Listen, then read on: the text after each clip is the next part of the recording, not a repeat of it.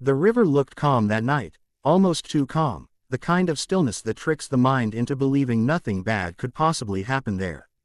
Moonlight slid across the dark water in thin silver streaks, broken only by drifting leaves and the slow movement of the current.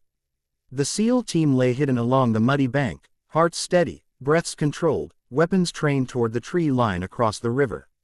They had rehearsed this insertion a dozen times. Intelligence said an enemy convoy would cross the old wooden bridge upriver within minutes. The plan was simple: observe, confirm, eliminate, extract. But war never respects simple plans. What none of them could see was the woman beneath the surface of the river, motionless, submerged so perfectly that even the ripples avoided her position. Her face was inches below the waterline, eyes open, unblinking, fixed on the far bank through the distortion of moving current. A suppressed sniper rifle lay sealed against her body, custom modified for amphibious use. Her breathing came slow and shallow through a rebreather, timed to the river's natural movement. She had been there for nearly 40 minutes already, waiting, listening, calculating. This was her element, the place where chaos felt quiet and danger felt familiar. Across the bank, one of the SEALs adjusted his night vision and frowned. Something felt off. The jungle was too quiet. No insects, no distant movement. He leaned toward the team leader and whispered that something didn't sit right. The team leader nodded slightly, eyes scanning, instincts screaming warnings he couldn't quite explain. They had all felt it before, that pressure behind the eyes that told them a storm was coming. Then it happened. A sharp click echoed from the trees behind them, followed instantly by the soft thump of suppressed gunfire. The ambush exploded from all sides at once. Tracer rounds tore through foliage.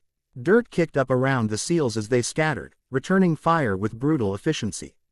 Someone yelled contact left. Someone else shouted distance markers. Training took over as adrenaline surged.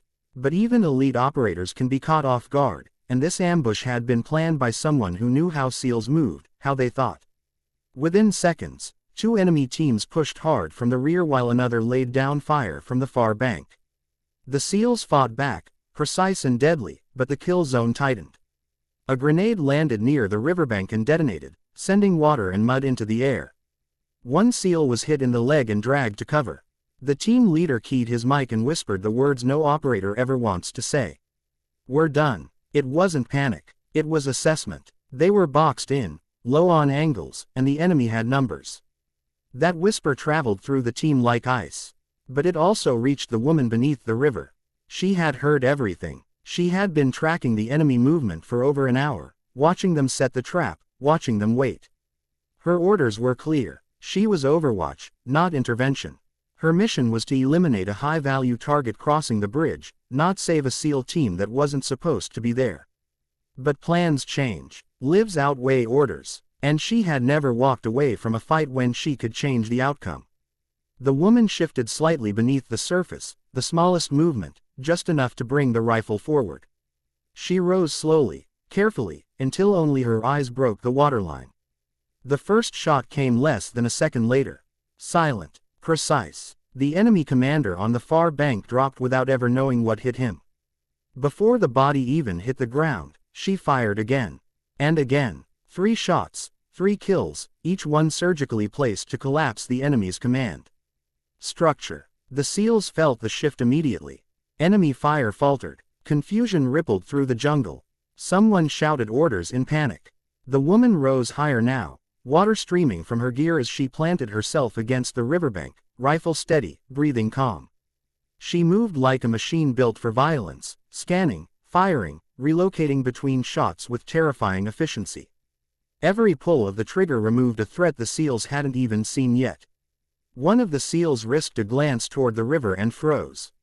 A figure stood waist deep in the water, moonlight outlining her form, rifle flashing softly as suppressed rounds ended lives across the bank. For a split second, disbelief washed over him.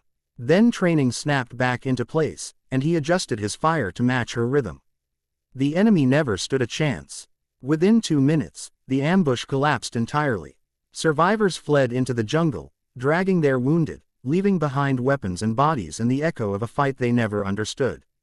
The river returned to silence, disturbed only by drifting smoke and the slow flow of water.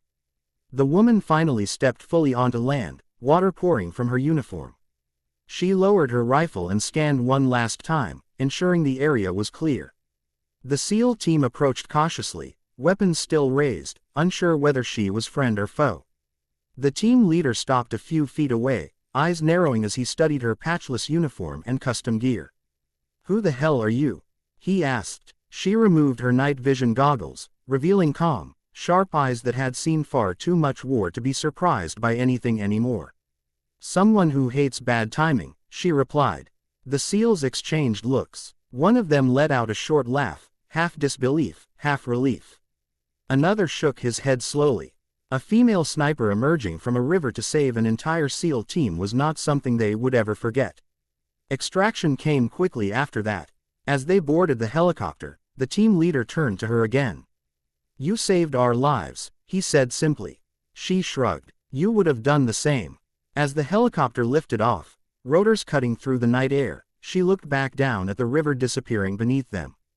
Another mission complete. Another secret buried beneath classified reports and unspoken respect.